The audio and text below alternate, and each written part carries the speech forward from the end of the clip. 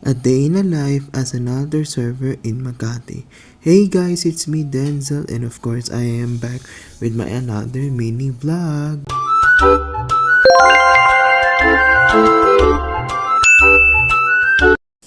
Happy blessed Sunday and happy and blessed Corpus Christi Sunday sa ating lahat. Kamusta na kayo?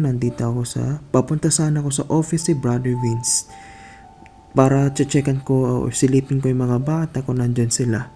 Kasi exact 4 p.m. magsisimula po ating misa para sa first profession of religious vows kay Brother Julius.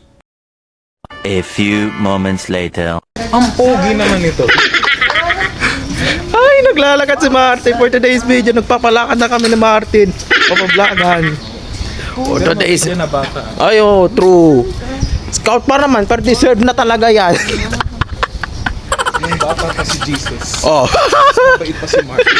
At least lang. Ito naman si Martin. Oh. O patay na ito mga dalawang nauuna sila. Ready ka na maging archbishop party.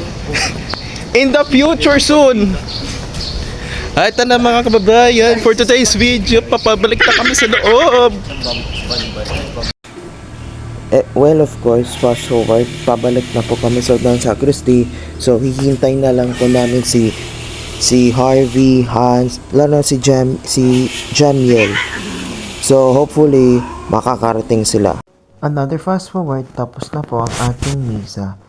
And then, headed na pupunta sa Alberone Hall for dinner, o diba?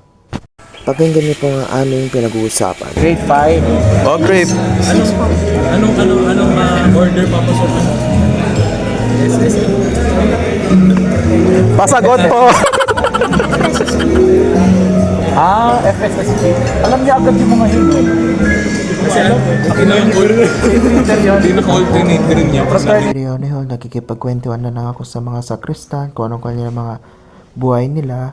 And hanggang dito na lang ang aking Sunday vlog activities.